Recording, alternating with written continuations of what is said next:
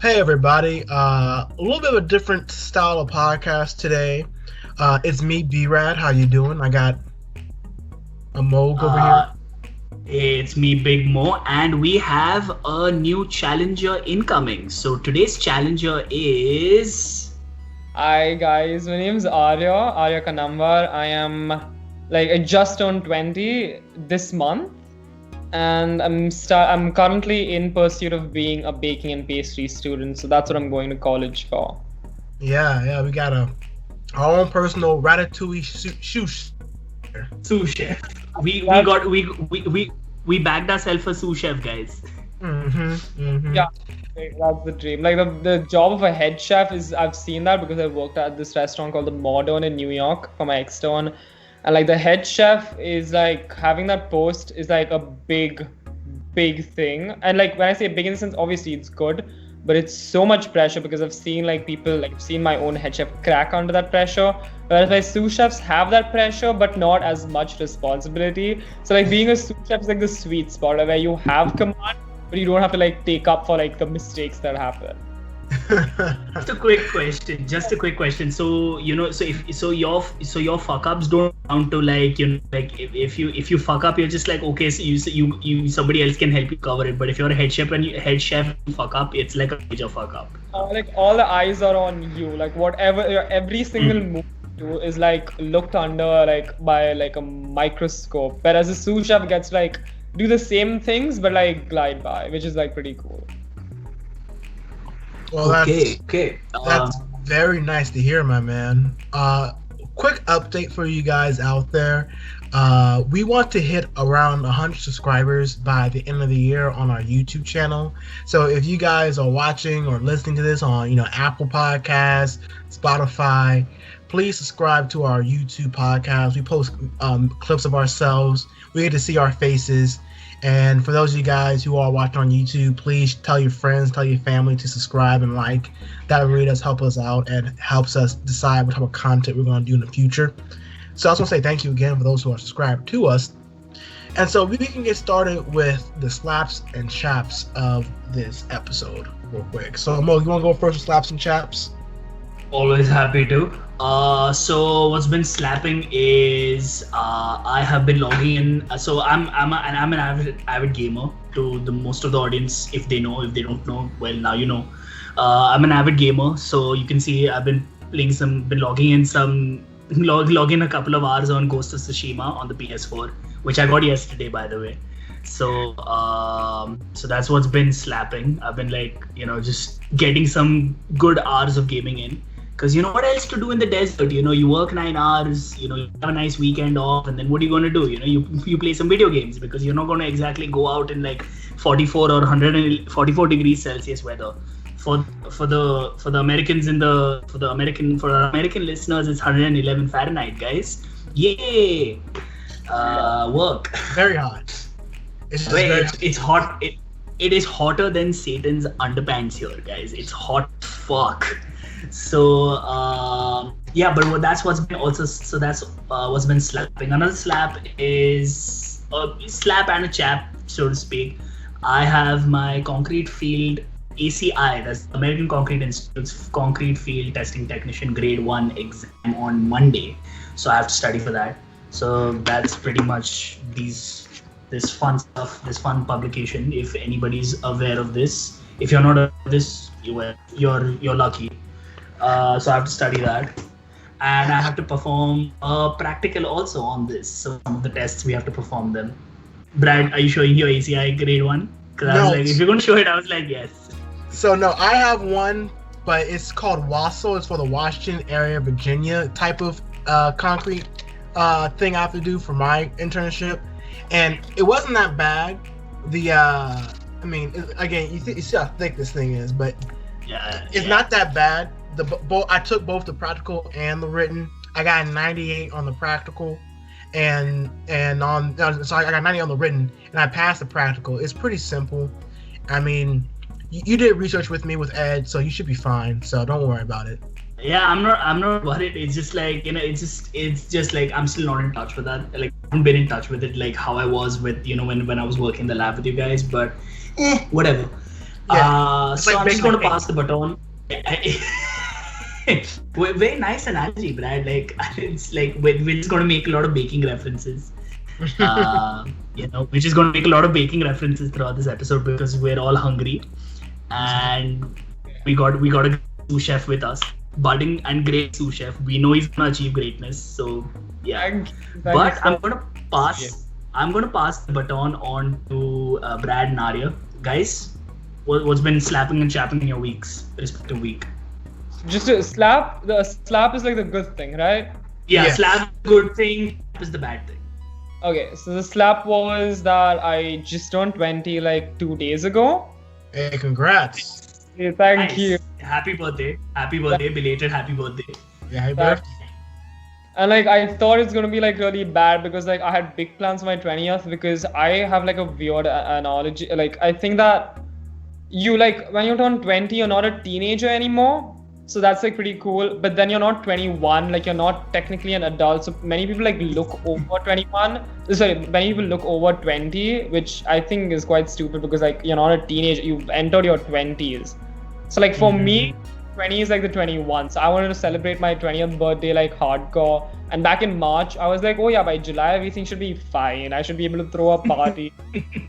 Here we are, where things are getting worse day by day in Bombay. So, but still, I had like 3 of my close friends surprise me. They like planned it with my parents and like the whole like sanitization process. My dad got like a fumigator that sanitizes the rooms and all of that for them to come over. So that was a slap. And also a slap was that I took like 3 days off, so I didn't work for 3 days. So it's just like straight up. So that was like the slap. The chap was that, I mean, I like working, but the thing is that I leave for college in exactly 14 days. Ooh, so like my pack, so my like the packing process has started. So like, and like I have to order many things online because I can't go to a store and buy now. So like all of that with starting work after like a mini break. So that's like, I'm still like kind of waiting to like get into the groove of working. So that's like.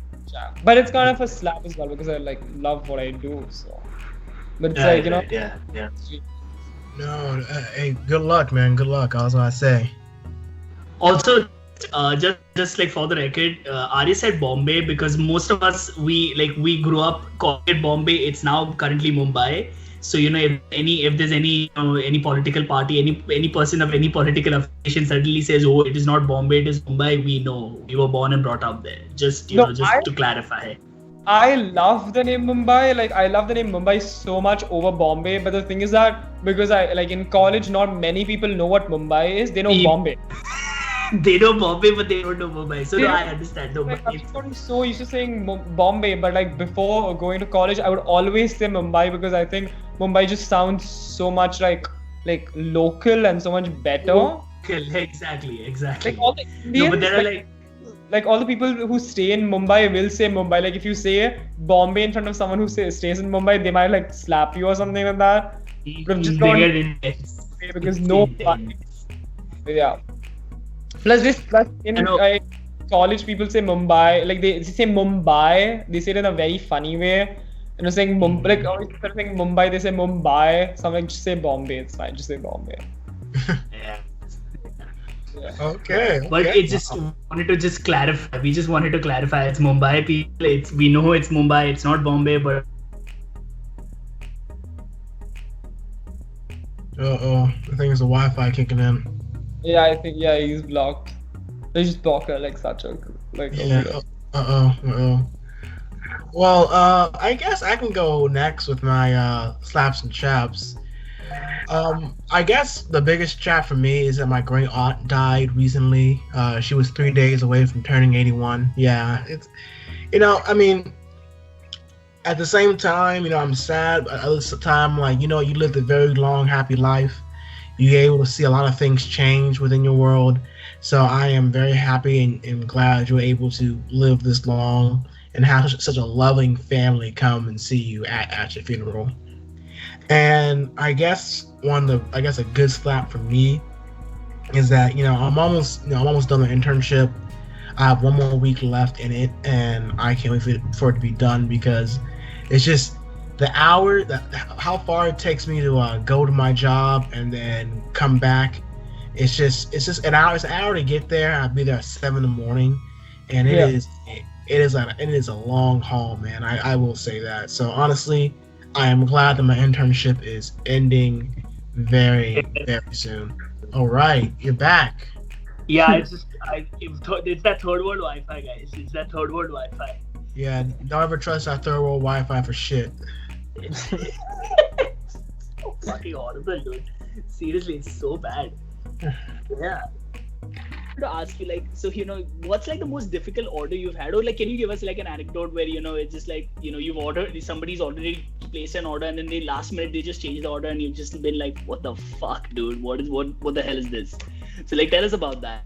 Tell us about your business, how that works, also, like. So like to start it itself was like it wasn't hard physically. It was hard on me because like my mom has like her own like she's like a skin and hair specialist, and she has like her own beauty salon. So she has many clients. Like your mom, Amog, your mom is like close friends with mom, and she's a client. So I didn't. All of them have like constantly. They've known me for years, so all of them have told me that just like please start something. We'd like to because we eat your food for free, but we'd like to like place an order for it. I didn't want it to be like I didn't want it to be like, okay, I'm starting this thing and all of these like people are ordering from me because like I'm my mom's son, or like they are her friends and I'm her son. So like I didn't want it to be that. So that's like the main reason why I didn't want to do it to begin with. But so that's like the challenge for me. I'd say like that was like the whole like challenging bit. But apart from that, the most lousy order I've had is, so basically a brownie is like very thick and dense compared to like a cake. So then I had someone who asked me, so I did like a brownie cake for someone like who was very like close to me, like a family friend, and someone on my Instagram saw that and they requested me if I can do like a layered cake with like a brownie that's cut into like many layers and like layer that into like a massive cake. And I have like I'm again still like new to taking orders, so I don't know, like saying no is still like hard for me. Like I can't just straight up be like that's like a little difficult, but that's not possible. That's still a little difficult for me. So I blindly said yes, but then when I was making it, it was like my ganache was just like pouring through the like the brownie stack. It's so heavy and it's so dense. It was like probably like 12:45 at night, and I'm like, I have no idea what I'm gonna do. But somehow I got like these like sticks that you're supposed to like stick into a cake. I don't know the right word for it, but you basically put it in to like stabilize it. So I didn't have those. Made them at home with straws. So that was like pretty whack. And the other thing is just like weird things that people have asked me, hey, can I get like, I don't know, like 34 or like 40, once I had like 42 cupcakes, 42 tarts. And making a tart is like hard because you need to like, I don't have like a professional kitchen, because in a professional kitchen you normally have a sheeter, like it's a machine to roll out your dough to a specific thickness. So at home it's just rolling with a rolling pin. So that's like that takes a lot of time. So I've had because on my page it says that please like give me like a 2-day prior notice before like placing an order. Small one I can do it right away. But I got an order saying at night saying that I have my parents' anniversary. I really need to get this done. Can I get 42 tarts by like tomorrow evening? I'm so sorry. Made it way more interesting when you had to get those tarts done. Yeah, I was like watching there, man. That was a great soundtrack in the background. We liked it. It's very interesting. I think I pressed something on my computer by mistake. No, but it was good timing because it was like suspense. It was timing. It was great timing. It was like great suspense. We were all like, I was ready to just like start biting my nails. I was like, did he do it or did he not? And then you just like clap back with that tune. I was like, okay. Like it was like a big like staying up at like I have realized like even right now I have no issues staying up at like it's like 4:15 a.m. in India.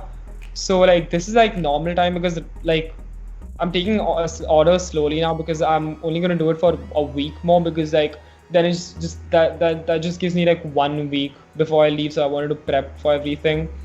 So I'm taking slow order, but like now would be the time where I'd be like in the kitchen, like probably like whipping up brownies or stuff like that. So like it's like, this time has become like pretty normal for me now. Yeah, yeah. I'm so glad that you literally had opportunity to make some time for us, man. Because I was genuinely worried because mom told me, your mom told my mom that, oh yeah, he's awake from like 5 a.m. to he's awake at 5 a.m. and then he sleeps from 5 a.m. to 3 p.m. I was like, shit, man, because our shows run for a while, and and I'm pretty sure all of us have questions, and we're still going to keep this running. We're not calling it a day. Yeah. So, because okay, so you mentioned like what's like what like your most favorite dish. So what's been like a dish like for the long time you knew it was your favorite, but then one day it just turned to shit and you were just like, what, fuck this, fuck everyone, I'm just going to sleep now. So what was that one dish which literally pissed you off?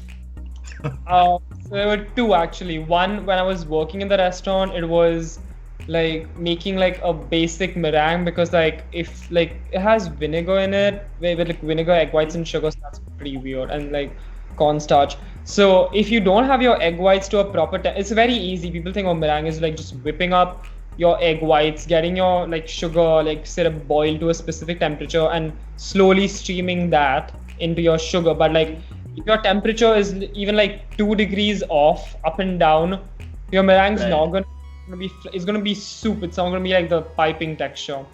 So that I had. So pavlova is a baked meringue. So there was like I think someone had rented out the entire like a room in the restaurant, and they wanted like berry pavlova. So like that was like the main dessert, where you like baked pavlova with mixed berries.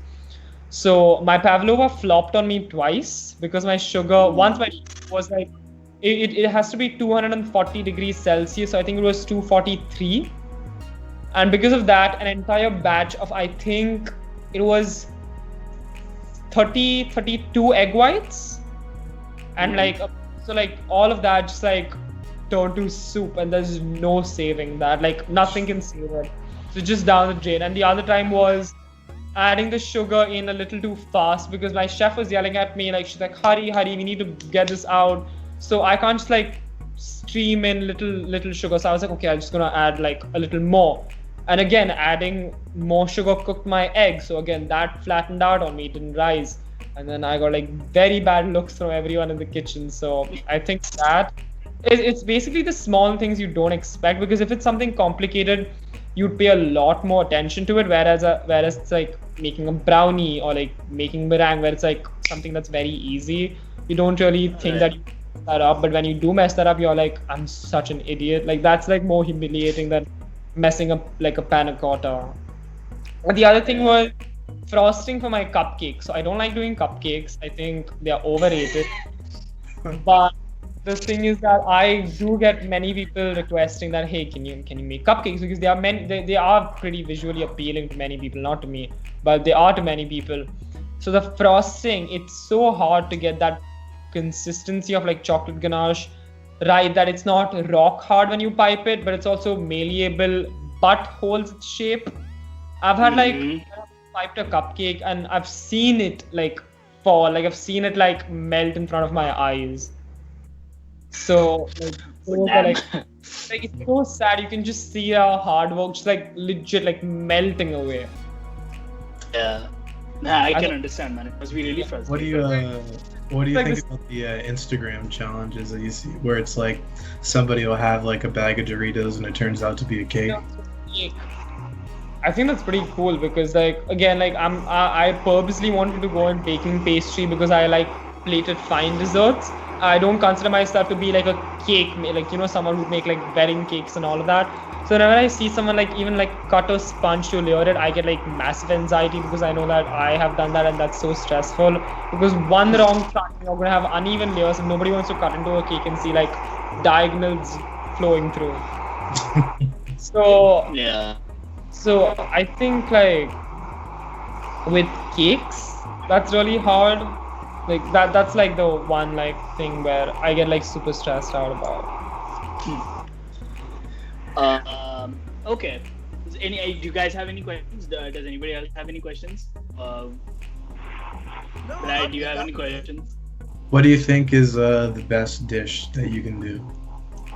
The best, I think the things that are like the ones that I'm making at home, the ones that are selling the most are the lemon tarts because I think they're pretty. Because like I do like a whole pearl necklace of meringue around like the rim, and it looks pretty cool. So I think, and I also like the way they look. Like it's like a blonde tart with like a vibrant lemon curd, and like just like it genuinely looks like someone like has like a pearl necklace around like the whole tart.